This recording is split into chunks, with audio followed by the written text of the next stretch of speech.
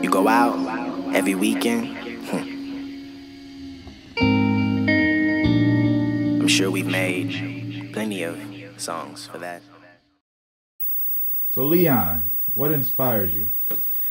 Well, what inspired me, I would have to say, would be when I was in high school and I was in the marching band, and that started it all. You know, whether it's my engineering career or my producing career, that's what started it all. You know, and the love for music that I have, because I used to compose music. So and my band director always used to call me in and say, "Yo, come in here," and he used to always show me this music, and this music that I was never ever thought I would listen to. You know. I wouldn't say I was listening to the normal, music out there, but that form of music that he made us listen to was more analytical music that you have to analyze to get, and that started it all. You know, the love for music, the love for constructing music in a very structured way. You know, it's more than just a 3-minute song. It's more of an adventure, more of a journey that takes you there. How about you name a song that takes you on an adventure that you like? Well, if I had to pick a song that takes me on an adventure, it would probably have to be the James Blake song Retrograde. The reason why I say is because it takes me on a musical adventure. And not only music and adventure, it takes me on an adventure dealing with just the emotion of the song. Because I'm a very musical guy, so I like to listen to musicality rather than just lyrics or beat or whatever.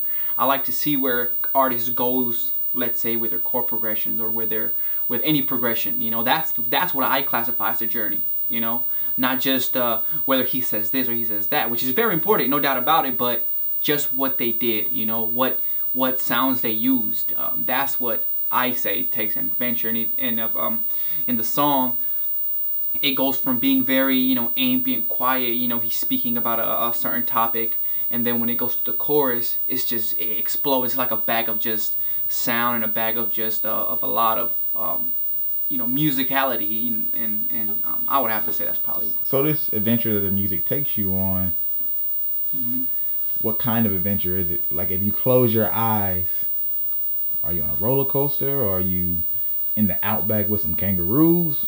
Well, that's actually a funny question, because as I actually picture that song in my head, I don't really the song is structured in a way where it doesn't really make me think of an actual environment. If anything, it makes me think of a blank environment with just a whole bunch of paintings or something like that. But in terms of, like, let's say, it makes me feel like I'm in a roller coaster or in the outback of a Sahara desert or something. No, it's more of since it's more of an ambiental song, it makes me feel like I'm kind of floating, if that makes sense. Suddenly I'm hit. It's the darkness of the dawn, and your friends are gone, and your friends won't come. So show me where you fit. So show me where you fit.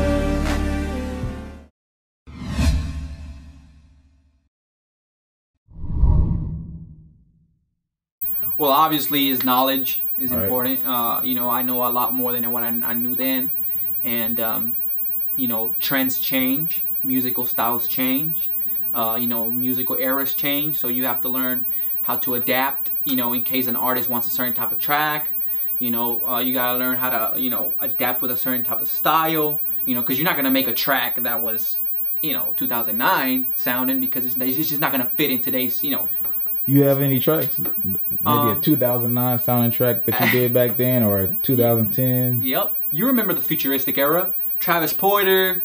Yeah. Yeah, I have one of those tracks.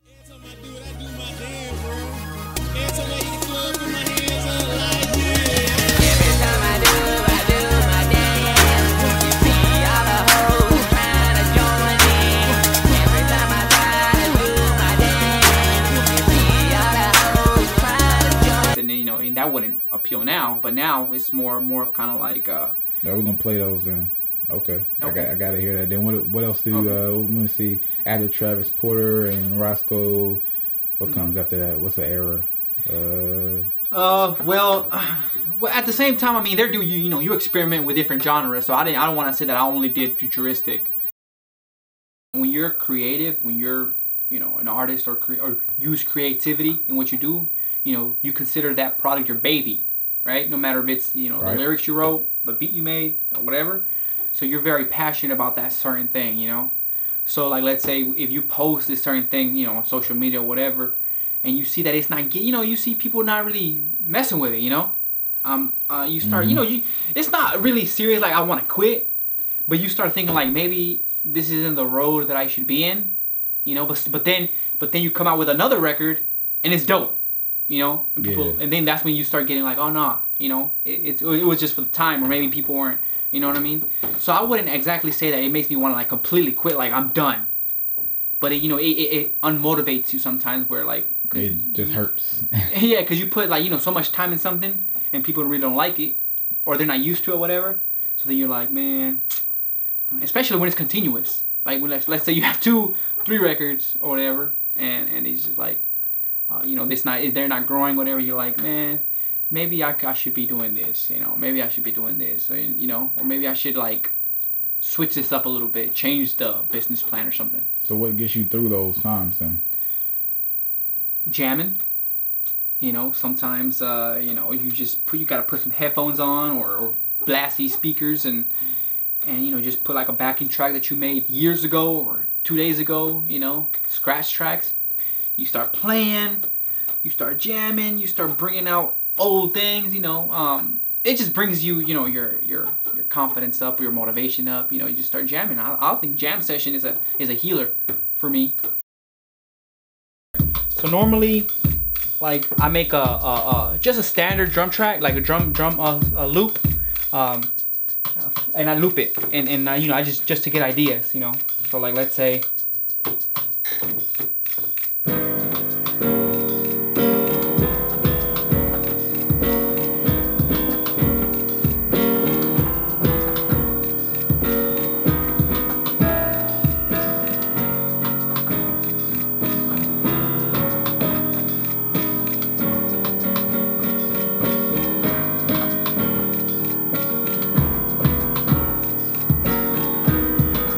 Something like that, or just just start, I don't know, just creating ideas out of that, and I might record it and then probably play something else with that, you know what I mean?